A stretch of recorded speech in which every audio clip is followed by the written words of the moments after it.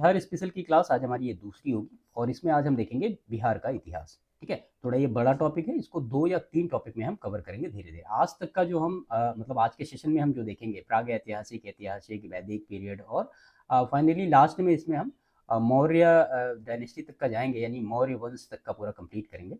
उसके बाद जो बौद्ध धर्म, ये सारी चीज़ें अलग सेशन में हम कवर करेंगे। ठीक है, तो आज का सेशन पूरा बिहार के इतिहास को समर्पित है, आप ये कह सकते हैं। ये मैप आप देख रहे हैं, पहले भी आपने हमारे पहले सेशन में भी इसको देखा होगा।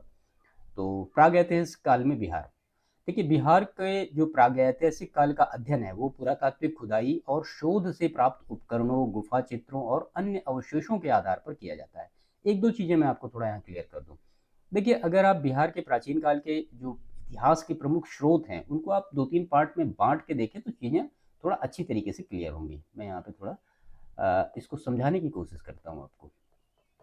अगर जो ऐतिहासिक स्रोत हैं, मेनली बिहार की बात मैं कर रहा हूँ, तो आप इनको 3 पार्ट में डिवाइड कर सकते हैं। तो पहला जो आप पार्ट है उसको आप साहित्यिक स्रोत में डिवाइड कर लीजिए, और उसके बाद दूसरा जो है वो है यात्रा वृत्तांत में, इसको डिवाइड कर लीजिए, और तीसरा जो पार्ट है वो पुरातात्विक स्रोत में। ठीक है, तो इस तरह से चीज़ें क्लियर होती हैं, समझ में आएगा आपको। पुरातात्विक साक्ष्य, अब जैसे मान लिया साहित्यिक स्रोत में अगर आपने जो पूरी हिस्ट्री है बिहार की उसको डिवाइड किया, तो इसको अगेन आप 2 पार्ट में डिवाइड करेंगे। पहला तो एक हो जाएगा आपका धार्मिक साहित्य, धार्मिक साहित्य में डिवाइड कर लिया आपने, और दूसरा जो है वो लौकिक साहित्य। अब धार्मिक साहित्य में क्या क्या आएंगे मैं आपको चीज़ें बता देता हूँ। अब इसमें लगभग जो सभी वेद हैं, जैसे ऋग्वेद है, यजुर्वेद है, अथर्ववेद है, और जो उनके ब्राह्मण हैं लाइक शतपथ ब्राह्मण है, फिर अंगुत्तर निकाय है, दीर्घ निकाय, विनय पिटक, भगवती सूत्र है जिसमें महाजनपद काल के बारे में दिया है, रामायण, महाभारत और जो अलग अलग टाइप के पुराण है वो सारे धार्मिक साहित्य हो जाएंगे इसके साहित्यिक स्रोत में। अगर आप लौकिक साहित्य में बिहार की हिस्ट्री को देखना चाहें तो इसको आप 3 पार्ट में आपको डिवाइड करना पड़ेगा। यहाँ पे मैं नोट कर देता हूँ। पहला पार्ट तो आपका जो हो जाएगा अर्थशास्त्र, जो कि किसका है, कौटिल्य का है। और दूसरा जो है बौद्ध धर्म का इतिहास, बौद्ध धर्म का इतिहास किसने राइट किया है, तो ये लिखा है लामा तारानाथ ने, एक बार प्रश्न पूछा गया। और तीसरा पार्ट इसका आप कर लीजिए जो कि रामचरित है, ये किसकी है, ये संध्याकर नंदी की है, संध्याकर नंदी की। तो ये लौकिक साहित्य में आप 3 पार्ट में इसको डिवाइड कर सकते हैं।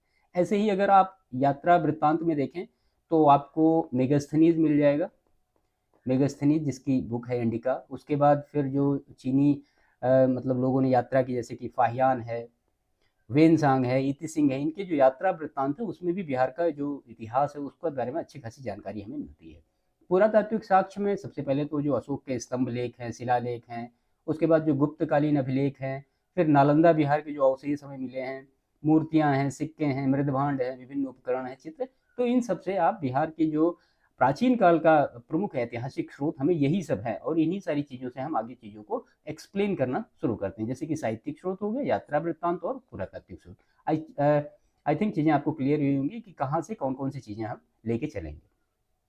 प्राग ऐतिहासिक काल की अगर हम बात करें तो जो मतलब अध्ययन है मेनली डिपेंड करता है वो पुरातात्विक खुदाई पे, शोध से जो उपकरण प्राप्त हुए, गुफा के जो चित्र हैं और जो अवशेष हमें मिले हैं उनसे हमने ये सारी चीज़ें क्लियर की हैं कि हाँ ये बिहार की हिस्ट्री इस तरह से रही होगी। देखिए, अगर आप बिहार का इतिहास देखें तो ये उतना ही प्राचीन है जितना कि भारत में मानव सभ्यता का प्रारंभ। और बिहार जो था समृद्धशाली और वैभवशाली इतिहास की संपन्न भूमि है। मुख्य परीक्षा में लिखने के लिए ये सब लाइन काफ़ी अच्छी होती हैं, अगर आप इनको अपने मेंस की राइटिंग में डालेंगे तो काफ़ी अच्छा एक इम्पैक्ट पड़ता है। ठीक है, भारतीय पुरातत्व सर्वेक्षण एएसआई और बिहार राज्य पुरातत्व पुरातत्व विभाग की रिपोर्ट के अनुसार बिहार में पाषाण युग से लेकर के ताम्र पाषाण युग तक मानव जीवन और संस्कृति के विभिन्न चरण स्पष्ट रूप से दर्ज हैं। देखिए, अगर सर्वप्रथम आप देखें तो ऋग्वेद में बिहार के क्षेत्रों के लोगों का उल्लेख मिलता है, जहाँ पे उनको एक अलग नाम से जाना जाता था, उनको कीकट या क्या कहा जाता था, किरात कहा जाता था। ठीक है, अभी आगे हम देखेंगे। और इसी में कि यहाँ के जो निवासियों के लिए एक शब्द यूज हुआ है व्रात्य। ठीक है, व्रात्य शब्द का प्रयोग किया गया है यहाँ के निवासियों के लिए। तो ये पुरापाषाण काल के कुछ अवशेष हैं, आप देख रहे हैं यहाँ पे।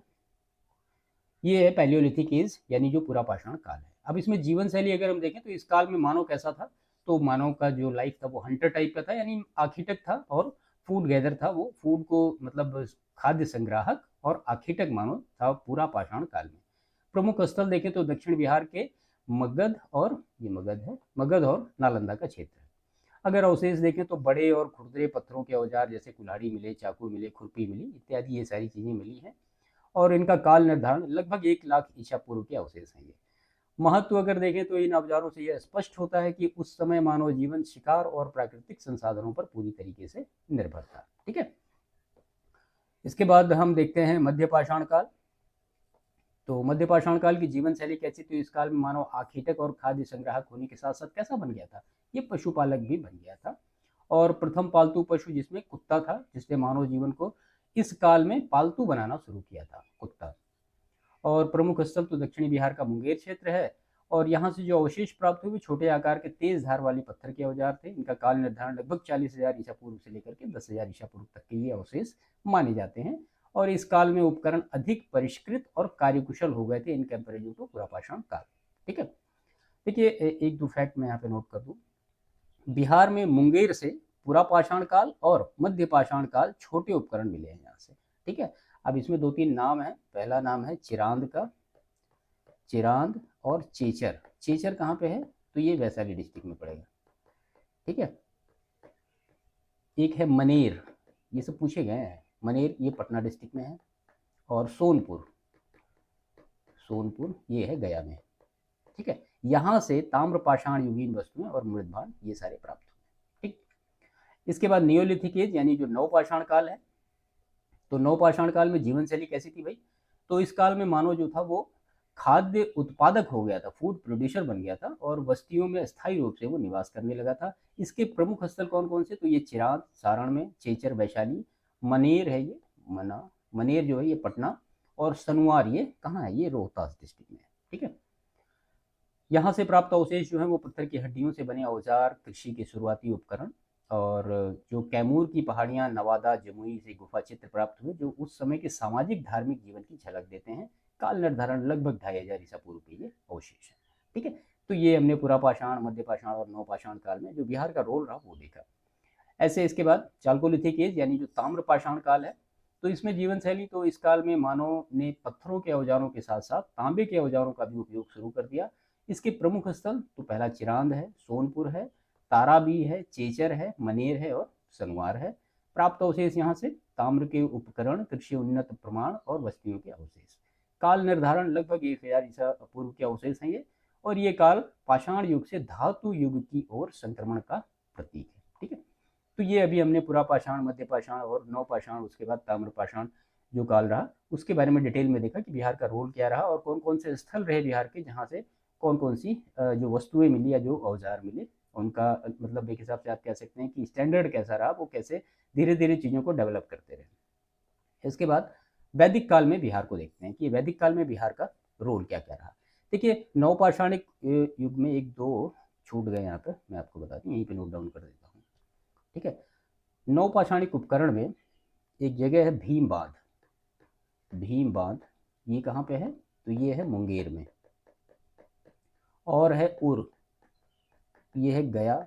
बाकी कुतुबपुर, कुतुबपुर ये सब नाम पूछे गए इसलिए मैं नोट कर रहा हूँ। ये है हाजीपुर में। ठीक है, और चिरांद आप जानते हैं छपरा में है, यहाँ से मिले हैं। और वैशाली से फिर वही ताम्र पाषाण कालीन काले और लाल मृदभांड प्राप्त हुए। कौन कौन से? काले और लाल मृदभांड वैशाली से प्राप्त हुए। ठीक है, बक्सर और चिरांद से, बक्सर और चिरांद से क्या क्या मिले हैं? उत्तरी काले चमकीले मृदभांड या उसको जिसको हम कहते हैं NBPW, आप ये याद रखिए, यहाँ के ये प्रमाण मिले हैं। ठीक है, चलिए इसके बाद अब देखते हैं वैदिक पीरियड में बिहार। तो वैदिक सभ्यता जो थी वो आर्यों द्वारा स्थापित सभ्यता को वैदिक सभ्यता कहा जाता था और इसका जो प्रमुख स्रोत क्या है वो है वेद। वैदिक सभ्यता 2 चरणों में विभाजित है। पहला पूर्व वैदिक काल, टाइम पीरियड 1500 से लेकर 1000 BC और दूसरा जो है उत्तर वैदिक काल 1000 से लेकर 600 ईस्वी पूर्व तक का। ये 2 पीरियड में वैदिक काल डिवाइड हुआ। बिहार में वैदिक काल का विस्तार कैसा रहा? तो पूर्व वैदिक काल में, ऋग वैदिक काल में बिहार क्षेत्र का विस्तार नहीं हुआ, अतः इस काल में बिहार का उल्लेख नहीं मिलता है। ठीक है, और उत्तर वैदिक काल में आर्यों का विस्तार गंडक नदी के तट पर हुआ। जिससे बिहार का क्षेत्र भी इसके अंतर्गत आया। और बिहार के भौगोलिक क्षेत्र का प्रथम उल्लेख किसमें है? शतपथ ब्राह्मण में लगभग 800 बीसी में मिलता है, जहां इसे विदेह नाम से वर्णित किया गया है। विदेह क्षेत्र वर्तमान में तिरहुत मिथिला के बराबर माना जाता है। ठीक है, काफी इंपॉर्टेंट फैक्ट है। देखिए, बिहार में जब आर्यों का आगमन हुआ तो उसमें जो आप ये कह सकते हैं कि जो शतपथ ब्राह्मण ये एक महत्वपूर्ण ग्रंथ है। यहाँ पे गांगेय घाटी में, यहाँ पे थोड़ा नोट कर लीजिए, गांगेय घाटी में जो आर्य आए उन्होंने जंगलों को जलाकर काटकर साफ किया, इन सारी चीजों की चर्चा यहाँ पे मिलती है। और शतपथ ब्राह्मण में ही एक महत्वपूर्ण चीज और है, यहाँ पे नोट करता हूं मैं, विदेह माधव की कथा है, विदेह माधव की कथा। ठीक है, इसी में मतलब इनका वर्णन किया गया है, और जिसमें ये कहा गया है कि माधव के जो पुत्र थे उनका नाम था गौतम, राहुगण के साथ अग्नि का पीछा करते हुए गंडक नदी, यानी जो सदा नीरा नदी उस समय जिसको कहते हैं, वहां तक पहुंचे थे। और इसी प्रक्रिया में उन्होंने जंगलों को नष्ट कर दिया था, जिससे इस क्षेत्र में आर्यों को बचने की मतलब एक मदद मिली थी। ठीक है, तो ये कहानी है, शतपथ ब्राह्मण में विदेह माधव की कथा का उल्लेख है। कथा क्या थी वो उसका एक समरी हमने आपको यहाँ पे बताया। ऋग्वेद में बिहार को कीकट एवं चात्य नाम से संबोधित किया गया है। 12 पुराण में कीकट को अपवित्र प्रदेश कहा गया है। ठीक है, इसके बाद फिर महाजनपद काल में बिहार, 6वीं शताब्दी ईसा पूर्व, काफी इंपॉर्टेंट है। बिहार के 3 जो ऐसे प्रदेश थे वो महाजनपद काल, आप ये कह सकते हैं कि 3 महाजनपद ऐसे थे जो बिहार में पड़ते थे, बाकी अलग अलग स्टेट में वो पड़े। तो महाजनपद काल में बिहार का उल्लेख किसमें किसमें मिलता है? तो अंगुत्तर निकाय और भगवती सूत्र में 16 महाजनपदों का वर्णन मिलता है। इनमें से 3 महाजनपद बिहार में थे। कौन कौन से? एक तो वज्जी, जिसको कि लिच्छवी, वैशाली, मुजफ्फरपुर का क्षेत्र, मगध, पटना, गया, नालंदा का क्षेत्र, और अंग, भागलपुर और मुंगेर का क्षेत्र। तो ये 3 महाजनपद जो थे वो बिहार में थे, याद रखिएगा। सीधा सीधा प्रश्न पूछ लिया जाता है कभी कभार। सबसे पहले हम इसमें देखते हैं वज्जी संघ महाजनपद। तो वज्जी संघ जो था वो 8 राज्य संघों का था और इसे अष्टकुल कहा जाता था। ठीक है, और इसमें जांत्रक, लिच्छवी, जालुक, विदेह, उग्र, मोग, कुरु और इक्ष्वाकु जनपद शामिल थे। इनमें सबसे प्रसिद्ध कौन सा था? वो लिच्छवी जनपद था, जिसकी राजधानी वैशाली थी। वैशाली नगर की स्थापना विशाल ने की थी। और लिच्छवी के अतिरिक्त मिथिला का विदेह तथा कुंडग्राम का ज्ञातुक गण वज्र संघ के प्रमुख जनपद थे। वज्र संघ जो था वो लिच्छवी को विश्व का प्रथम गणतंत्र माना जाता है। ठीक है, इंपॉर्टेंट फैक्ट है। और इसी में जो बुद्धकालीन जो राजनीतिक समाज में 10 गणराज्यों की चर्चा की गई है बुद्ध के द्वारा, और 10 गणराज्यों में जो वज्र संघ था वो काफी प्रतिष्ठित माना जाता था। वाल्मीकि रामायण, महाभारत और विभिन्न पुराणों में भी वैशाली का उल्लेख किया गया है। और कौटिल्य ने लिच्छवियों के लिए एक शब्द का प्रयोग किया है, उसको कहा गया है राज शब्दोपजीवी। राज शब्दोपजीवी, ये शब्द कौटिल्य ने यूज किया है अर्थशास्त्र में। संघ, वज्र संघ के लिए यूज हुआ है, याद रखिएगा। ठीक है, इसके बाद जो दूसरा इसमें जो गणराज्य था वो मगध महाजनपद, बहुत इंपॉर्टेंट था। तो मगध राजनीतिक, आर्थिक और भौगोलिक कारणों से सभी महाजनपदों में सबसे शक्तिशाली था। और इसकी प्रारंभिक राजधानी राजगृह थी, जो 5 पहाड़ियों से घिरा एक सुरक्षित नगर था। मगध का विस्तार मुख्यतः पटना से गया तक था। और मगध और अंग महाजनपद का वर्णन सर्वप्रथम अथर्ववेद में मिलता है। ठीक है, देखिए, अगर आप मगध के उत्कर्ष को देखें कि मगध ही क्यों सबसे शक्तिशाली रहा और सारी चीजें, इंपॉर्टेंट चीजें, तो वो अभी हम देखते हैं यहाँ पे कि मगध का उत्कर्ष इतना क्यों रहा और मगध के बारे में सारा डिटेल सब कुछ। तो यहाँ पे हम थोड़ा सा इसको नोट डाउन कर लेते हैं, छोटी जगह है ये। तो हमने अब ऊपर सबसे पहले देखा ही कि जो मगध है उसका अगर आप उल्लेख देखें तो सबसे पहले आपको कहाँ मिलेगा? तो वो अथर्ववेद में मिलेगा। अब ये 2 उसमें अलग अलग पार्ट में डिवाइड हो गया, एक तो बौद्ध धर्म में और जैन धर्म में। अब मेनली 3 वंश इससे रिलेट करते हैं मगध से। कौन कौन से? सबसे पहले तो हर्यक डायनेस्टी, हर्यक वंश, और दूसरा जो है वो शिशुनाग वंश, शिशुनाग वंश, और तीसरा जो है वो नंद वंश। ठीक है, अब हर्यक वंश में संस्थापक मैं आपको बता देता हूँ, चीजें याद हो जाएंगी। हर्यक वंश का संस्थापक कौन? तो वो बिंबिसार, जिसको कि एक अलग नाम से जाना जाता था, श्रोणिक कहा जाता था। ठीक है, और इसके बाद इसका पुत्र हुआ अजातशत्रु, जिसको कुणिक कहा जाता था। पितृहंता पुत्र भी कहा जाता है अजातशत्रु को, क्योंकि इसने बिंबिसार की हत्या की थी। अजातशत्रु की माता का नाम चेलन्ना था, पत्नी जो थी वो प्रसेनजीत की पुत्री वाजीरा थी। और जो प्रथम बौद्ध संगीति हुई आपको याद होगा राजगीर में सप्तपर्णी गुफा में महाकश्यप के नेतृत्व में, वो इसी के टाइम संपन्न हुई थी। और इसी में बुद्ध की शिक्षा विभक्त हुई दो पार्ट में, सुत्त पिटक और विनय पिटक। फिर उसके बाद इसका पुत्र आया उदयन, इसको भी कहा जाता है पितृहंता पुत्र। इसका मतलब ये होता है कि मतलब इसने भी अपने पिता की हत्या की। और ये जो था ये जैन धर्म का समर्थक था। प्रश्न पूछा गया, इसने राजधानी परिवर्तन में राजगृह से पाटलिपुत्र, जो पटना से मतलब गंगा और सोन नदियों के संगम पर है, वहां पे अपनी राजधानी इसको ट्रांसफर की।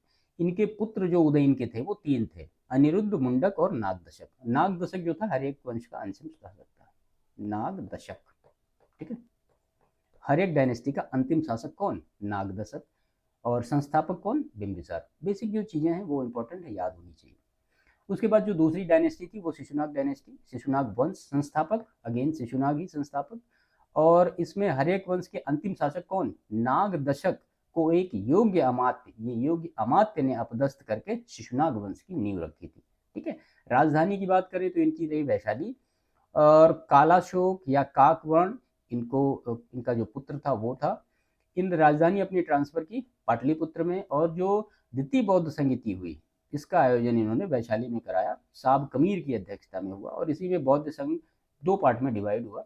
बस खाली सुनते रहिए, स्थाविर और महासंघिक में डिवाइड हुआ द्वितीय बौद्ध संगीति में। और इसका अंतिम शासक कौन? नंदीवर्मन। ठीक है, सॉरी नंदीवर्धन। शिशुनाग वंश का अंतिम शासक नंदीवर्धन। और जो संस्थापक कौन? तो शिशुनाग। उसके बाद फिर फाइनली आता है नंदवंश। तो नंदवंश के संस्थापक महानंदिन, या जिसको कि महापदम नंद के नाम से हम जानते हैं। इनकी उपाधि रही एक राट या एक छत्र का। और परशुराम का अवतार भी इनको माना जाता है। सर्व छत्रांतक इनको कहा जाता है, यानी क्षत्रियों का नाश करने वाला। पणिन जो थे वो इनके मित्र थे या दोस्त थे। और पांडुक है, पांडुगति है, भूतपाल है, राष्ट्रपाल है, गोविषाणक है, दस सिद्धक, कैवर्त, धनानंद, ये इनका एक ऑर्डर है जो राजाओं का रहा है। अंतिम शासक कौन? धनानंद। सिकंदर के समकालीन चाणक्य की सहायता से चंद्रगुप्त मौर्य ने बाद में धनानंद की हत्या की और मौर्य वंश की स्थापना की। ठीक है, तो नंद वंश का संस्थापक कौन? महापदम नंद या महानंदिन जिसको कहा जाता है। और अंतिम शासक कौन? धनानंद। ठीक है, बाद में फिर मौर्य साम्राज्य की स्थापना किसने की? चंद्रगुप्त मौर्य ने की। तो ये मगध का उत्कर्ष है। ये मगध का पूरा, आप ये कह सकते हैं कि एक छोटी मोटी हिस्ट्री है मगध की पूरी डिटेल के बारे में। तो हमने यहाँ पे देखा मगध महाजनपद के बारे में सारी चीजें। और उसके बाद अब जो तीसरा महाजनपद है वो है अंग। तो अंग महाजनपद का विस्तार वर्तमान में भागलपुर और मुंगेर क्षेत्रों में हुआ। उसकी राजधानी कहाँ? चंपा। और अंग के अंतिम शासक ब्रह्मदत्त को मगध के शासक बिंबिसार ने पराजित किया और अंग को मगध में मिला लिया। ठीक है, तो ये जो तीनों महाजनपद थे उनकी एक हिस्ट्री थी। अब मगध के उत्कर्ष और उसके राजवंश देखते हैं, जो कि हम पहले देख भी चुके हैं। तो स्थापना और उसके प्रमुख शासक, तो मगध की स्थापना किसने की थी? बृहद्रथ ने की थी। और इस वंश का सबसे प्रसिद्ध शासक कौन था? जरासंध, जिसका वर्णन महाभारत में भी मिलता है। और जरासंध को भीम ने द्वंद्व युद्ध में पराजित कर उसका वध किया था। ठीक है, और ये आप देख रहे हैं फिगर में, ये तो मौर्य साम्राज्य और गुप्त साम्राज्य का प्राचीन इतिहास है। मगध का उत्कर्ष और उसके राजवंश में तो राजधानी और संसाधन, तो प्रारंभिक राजधानी राजगृह जो था वो 5 पहाड़ियों से घिरा एक सुरक्षित क्षेत्र था। मगध उर्वर भूमि, नदियों की उपलब्धता, खनिज संपदा और वन संसाधनों के कारण आर्थिक रूप से संपन्न था। इसी वजह से मगध का उत्कर्ष हुआ इन कंपैरिजन टू अदर महाजनपद। पतन, तो बृहद्रथ जो वंश का अंतिम शासक क्या था? रिपुंजय था। ठीक है, अब यहाँ पे हर एक डायनेस्टी आ रही है। हर एक डायनेस्टी जैसे हमने ऊपर डिस्कस किया उसके बारे में महत्वपूर्ण चीजें हम देखेंगे। तो 544 बीसी से लेकर 412 बीसी तक का स्थापना और बिंबिसार का शासन। तो स्थापना बिंबिसार ने 544 बीसी में की। और बिंबिसार को मगध का वास्तविक शासक माना जाता है, संस्थापक माना जाता है। उसने विवाह नीति द्वारा साम्राज्य विस्तार को बढ़ावा दिया। और इसकी पहली पत्नी थी कौशल देवी, यानी कौशल की राजकुमारी। इस विवाह में दहेज में काशी क्षेत्र इनको मिला था। ठीक है, दूसरी पत्नी का नाम इनके था चेरन्ना, जो कि लिच्छवी राजा चेटक की पुत्री थी। और तीसरी इनकी पत्नी का नाम था क्षेमा, जो पंजाब के मध्य राज्य की राजकुमारी थी। बिंबिसार ने अवंती के शासक चंड प्रद्योत के साथ मैत्री संबंध स्थापित किए और उसके उपचार के लिए अपने राजवैद्य जीवक को भेजा था। 492 बीसी में बिंबिसार की हत्या उसके पुत्र किसने की? अजात शत्रु ने की थी। ठीक है, तो ये जो मतलब उससे रिलेट करके हिस्ट्री है सामान्यतः वो आपने यहाँ पे देखी। इसको सारी जो फैक्ट हैं इनको याद रखिएगा, कई बार परीक्षाओं में पूछे गए हैं। इसके बाद टाइम पीरियड आता है अजात शत्रु का, जो कि हमने अभी ऊपर देखा है, 492 से लेके 460 बीसी तक का। वास्तविक नाम अजात शत्रु का क्या? कुणिक। और बिंबिसार और कौशल देवी की मृत्यु के बाद कौशल के राजा प्रसेनजीत ने काशी वापस ले लिया, जिसके कारण अजातशत्रु और प्रसेनजीत में संघर्ष हुआ। ठीक है। अंततः अजातशत्रु ने प्रसेनजीत को पराजित कर काशी पर अधिकार किया और उसका विवाह प्रसेनजीत की पुत्री किससे हुआ? वाजिरा से हुआ। और अजातशत्रु ने वज्जी संघ और मल्ल जनपदों को भी पराजित किया। और इसके बाद इसमें प्रारंभ में जैन धर्मावलंबी था अजातशत्रु, लेकिन बाद में उसने बौद्ध धर्म अपनाया। 483 बीसी में राजगृह की सप्तपर्णी गुफा में प्रथम बौद्ध संगीति का आयोजन भी अजातशत्रु ने करवाया। ठीक है। देखिए, अजातशत्रु का जो दूसरा युद्ध हुआ वो किससे हुआ था? वो वैशाली से हुआ था। ठीक है। और इस युद्ध के क्रम में उसने पाटलिपुत्र को एक सैन्य छावनी का उसमें निर्माण कराया था, जो बाद में कालांतर में पाटलिपुत्र कहलाया और मगध की राजधानी भी कौन बना? पाटलिपुत्र बना। ठीक है। मतलब उसका नाम पहले पाटलीग्राम था, बाद में उसका नाम पाटलिपुत्र हुआ, ऐसा है। और वज्जी संघ में फूट डलवाने में अजातशत्रु के जो मंत्री थे उनका नाम था वश्यकार। तो वश्यकार ने महत्वपूर्ण भूमिका निभाई थी। और अजातशत्रु ने इसमें 2 नए रथ का प्रयोग, क्या कहते हैं, औजार का प्रयोग या हथियार का प्रयोग कह सकते हैं। एक का नाम था महाशिलाकंटक, ठीक है, और दूसरे का नाम था रथ मूसल। रथ मूसल जैसे नवीन शस्त्रों का इसने प्रयोग किया था और राजगृह की किलेबंदी भी कराई थी। और बाद में इनके पुत्र आए उदयन, वो मगध के राजा बने और उन्होंने क्या किया? सोन, गंगा और पुनपुन नदी से घिरे पाटलिपुत्र को मगध की राजधानी बनाया। महत्वपूर्ण चीजें हैं। इसके बाद उदयन या और उसके उत्तराधिकारी 460 ईस्वी पूर्व में सिंघल अनुश्रुति के अनुसार उदयन ने अपने पिता अजातशत्रु की हत्या कर दी। उदयन ने राजधानी जो राजगृह से पाटलिपुत्र उन गंगा और गंडक के संगम पर था उस पर स्थानांतरित की। उदयन के 3 पुत्र थे, अनिरुद्ध, मुंडक और नागदशक। नागदशक क्या था? हर्यक वंश का अंतिम शासक था। तो ये यहाँ पे आपने सारी चीजें देखी, इसके बारे में डिटेल में। उसके बाद फिर आता है शिशुनाग वंश, जो हमने आपको एक शॉर्ट फॉर्म में समरी ऊपर बताई, वो सारी चीजें यहाँ पे शॉर्ट फॉर्म में लिखी गई हैं। इनको रिवीजन करना बहुत आवश्यक है। देखिए, हिस्ट्री जब तक आप रिवाइज नहीं करेंगे, चीज़ों को 2-3 बार समझेंगे नहीं, तब तक ये चीज़ें स्किप होती रहेंगी। इसका और कोई तरीका नहीं है। शिशुनाग वंश 412 बीसी से लेकर 344 बीसी। शिशुनाग ने हर्यक वंश को समाप्त कर शिशुनाग वंश की स्थापना की और राजधानी कहाँ बनाई? वैशाली बनाई। क्यों बनाई, कैसे, तो वो हमने आपको पहले बताया कि जो मतलब अंतिम शासक नागदशक था उसको एक अमात्य ने क्या किया था? अपदस्थ किया था। उसके बाद फिर शिशुनाग वंश की नींव रखी गई थी। और अवंती के राजा भवंती वर्धन को पराजित कर अवंती को मगध में मिला लिया था। वत्स और कौशाम्बी को भी मगध में मिलाया।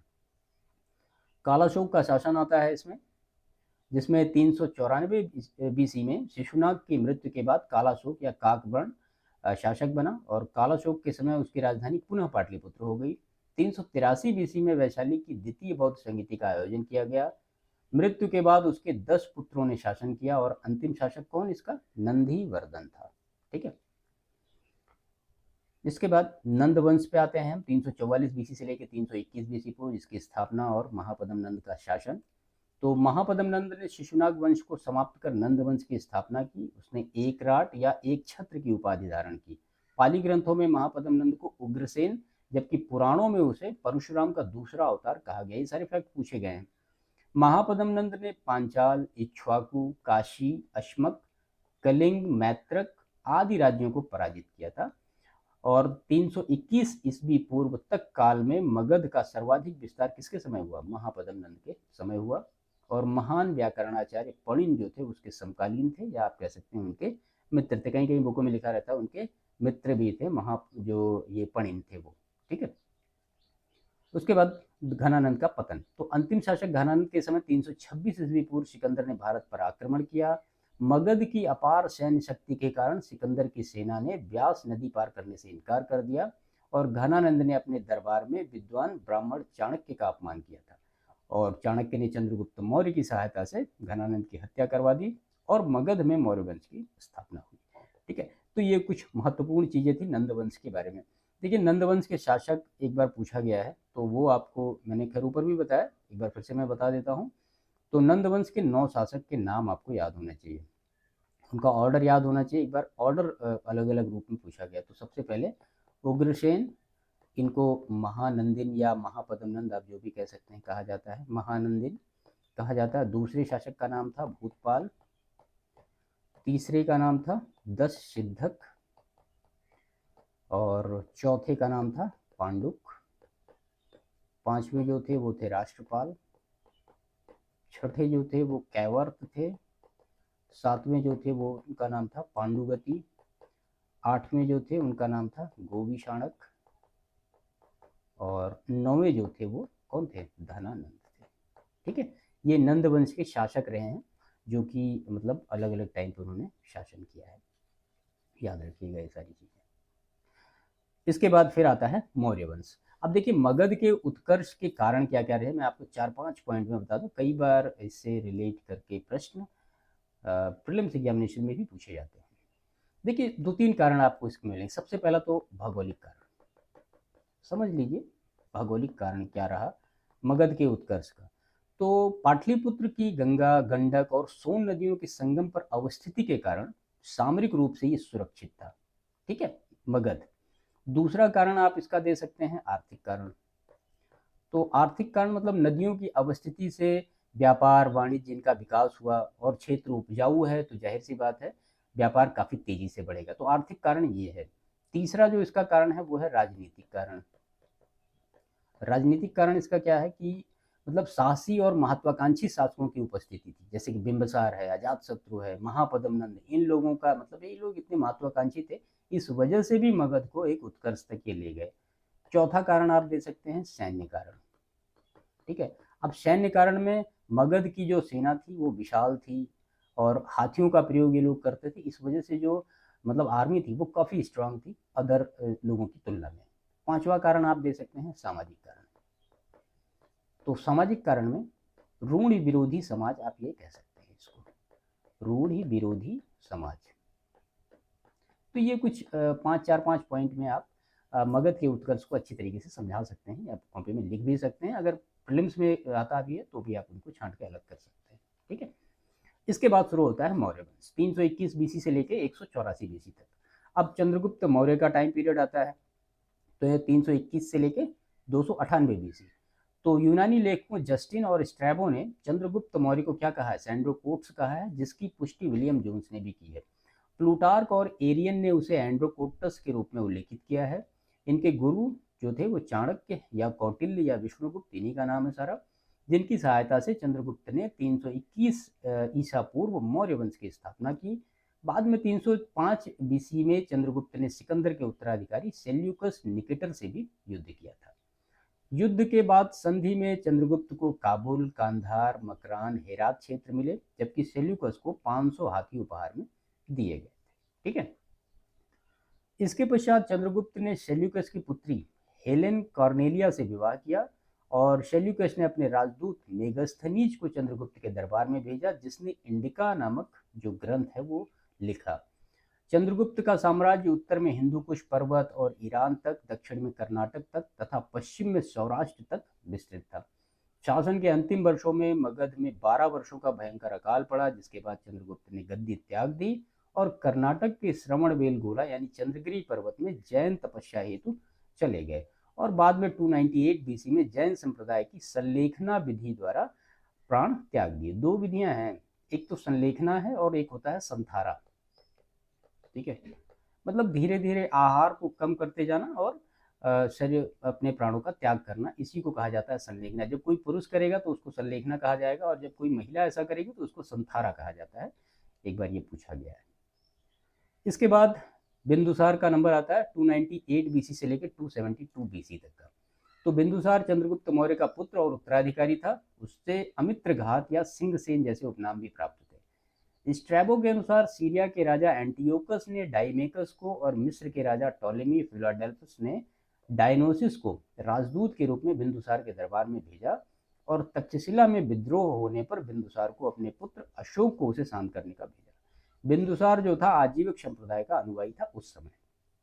ठीक है, इसके बाद नाम आता है अशोक महान का, 269 बीसी 232 बीसी तक का। बिंदुसार की मृत्यु के 4 वर्ष बाद अशोक ने गद्दी संभाली और पुराणों में उसे अशोक वर्धन कहा गया है। सिंघल अनुश्रुति की बात करें तो अशोक ने गद्दी प्राप्त करने के लिए अपने 99 भाइयों की हत्या की, परंतु अन्य स्रोतों में इसकी पुष्टि नहीं होती है। 261 बीसी में अशोक ने कलिंग युद्ध किया और कलिंग को अपने साम्राज्य में मिला लिया। अशोक के 13वें शिलालेख में कलिंग युद्ध और उसके परिणाम की विस्तृत चर्चा है। युद्ध के बाद अशोक ने बौद्ध धर्म अपना लिया, जबकि पहले वो किस धर्म का अनुयायी था? शैव धर्म का अनुयायी था। दिव्यावदान के अनुसार बौद्ध भिक्षु उपगुप्त ने अशोक को दीक्षा दी थी बौद्ध धर्म में आने के लिए। अब अशोक के शासन के प्रमुख वर्ष, तो 9वां वर्ष जो रहा शासन का कलिंग, 10वें वर्ष में बोध गया की यात्रा की, 12वें वर्ष में निगाली सागर की यात्रा की, 13वें वर्ष में धम्म के शिलालेखों में अंकन कराया, 14वें वर्ष में सम या ये धम्म है, धम्म महामात्रों की नियुक्ति, 20वां वर्ष जो है वो लुम्बिनी की यात्रा की और यहाँ पे कर घटा के कितना कर दिया? 1/8 कर दिया, पहले 1/6 था। ठीक है। धर्म प्रचार और बौद्ध संगीति जो रही, तो अशोक ने अपने पुत्र महेंद्र और पुत्री संघमित्रा को बौद्ध धर्म के लिए श्रीलंका भेजा और अशोक ने तृतीय बौद्ध संगीति का आयोजन कहाँ कराया? पाटलिपुत्र में कराया। पहली कहाँ हुई वो आपको याद होगा, दूसरी कहाँ हुई वो भी याद होगा, और तीसरी जो थी वो कहाँ हुई? वो पाटलिपुत्र में हुई। कई बार इससे प्रश्न पूछे गए हैं। अंतिम काल में देखें तो अशोक ने लगभग 37 वर्षों तक शासन किया और 232 बीसी में उसकी मृत्यु हुई। बाद में उसके 10 उत्तराधिकारी हुए। कौन कौन? कुणाल, बंधुपलित, इंद्रपलित, दशोन, दशरथ, संप्रति, शलिशुक, देवधर्मन, शतधनुष और बृहद्रथ। अंतिम शासक मौर्य वंश का बृहद्रथ, और इस वंश का शासनकाल लगभग 137 वर्षों तक पूरा रहा। ठीक है। तो ये पूरा मौर्य वंश तक का अभी तक का बिहार का इतिहास हम यहाँ पे इसको देखेंगे।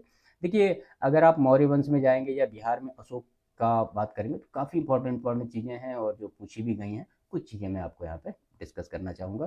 तो बिहार में सबसे पहले अशोक के जो अभिलेख हैं, तो 3 पार्ट में इनको बांटते हैं। तो सबसे पहले तो लघु शिलालेख और दूसरा स्तंभ लेख, मैं आपको नाम बता देता हूँ कहाँ कहाँ पे हैं, और तीसरा जो है वो गुहालेख, ये कहाँ कहाँ पे हैं। तो लघु जो शिलालेख है वो केवल एक है, वो है सासाराम में। ठीक है। स्तंभ लेख जो है वो है चंपारण, यानी लौरिया अरारेज, लौरिया नंदनगढ़, रामपुरवा। ठीक है। ये कहाँ है? ये सब चंपारण में जगह है। लौरिया, अरारेज और उसके बाद नंदनगढ़ और रामपुरवा। ये सब कहाँ है? ये चंपारण में है। इनके खोजकर्ता का नाम एक बार पूछा गया है, वो है कार्लाइल, और खोज करी 1872 में। गुहा लेक की अगर आप बात करेंगे तो बराबर पहाड़ी, जो कि गया में है, और इसी में आजीविक संप्रदाय के साधुओं को गुहा दान दिया गया था। खोजकर्ता इसके कौन है? हैरिंगटन, 1785, बराबर पहाड़ी। ठीक है। बाद में इनके जो आजीविक संप्रदाय के साधु थे उनको गुहा दान दिया गया था। खोजकर्ता हैरिंगटन 1785 में किया गया। ठीक है। और कुछ महत्वपूर्ण चीज़ें देखिए, अगर देखें आप अशोक कालीन जो विदेशी राजाओं के भारतीय नाम क्या क्या रहे, तो मैं आपको बता देता हूँ। तो एक तो नाम था सीरिया का राजा, उसका नाम था एंटियोकस थियोस, उसको भारत में कहा जाता था अंतियोक। ठीक है। दूसरा नाम था टॉलेमी फिलाडेल्फस, जो कि मिस्र का राजा था, उसको कहा जाता था भारत में तुर्मय। तीसरा नाम है मकदूनिया का राजा, जिसको एंटीगोनस कहा जाता था, और उसको भारत का नाम दिया गया था भारत में अंतिकिन। सीरिया के राजा का नाम था मगस, उसको भारत में कहा जाता था मग। और एपिरस का राजा अलेक्जेंडर था, उसको कहा जाता था अलिक सुंदर। मतलब ये भारत में उसको इस तरह से नाम दिए गए थे। बाकी पुराणों के अनुसार जो 10 उत्तराधिकारी थे वो आपने देखे यहाँ पे 10 के नाम, और लास्ट जो शासक था बृहद्रथ था। ठीक है। और बाद में फिर पुष्यमित्र शुंग ने 185 बीसी में बृहद्रथ की हत्या की और शुंग डायनेस्टी की नींव रखी है, स्थापना करी। ठीक है। यहाँ पे मौर्यकालीन जो उनका प्रशासनिक शासन और ये सारी चीज़ें ये काफ़ी महत्वपूर्ण है। इसको हम अपने अगले सेशन में एक छोटा सा नोट्स उसमें कंसिडर कर लेंगे, चीज़ें सही हो जाएंगी। क्योंकि कई बार मतलब इस तरह से पूछा गया कि सन्निधाता क्या होता है, समाहर्ता क्या होता है, प्रतिष्ठा किसको कहते हैं, दंडपाल है, दुर्गपाल, ये नाम पूछे गए हैं जो अधिकारियों के, और उनके कार्य क्या होते हैं। तो उसको अगले सेशन में हम, जो बिहार का हिस्ट्री का सेशन होगा, उसको हम कर लेंगे। ठीक है। तो ये यहाँ पे फर्स्ट पार्ट था बिहार हिस्ट्री का। ठीक है। इसका सेकंड सेशन हम अपने नेक्स्ट उसमें करेंगे। तो वीडियो पसंद आया तो उसको लाइक जरूर करिएगा, और चैनल पे नए हैं तो चैनल को सब्सक्राइब करिए। हम बिहार स्पेशल की पूरी सीरीज कंप्लीट करेंगे यहाँ पे, और दूसरों को शेयर भी करिए।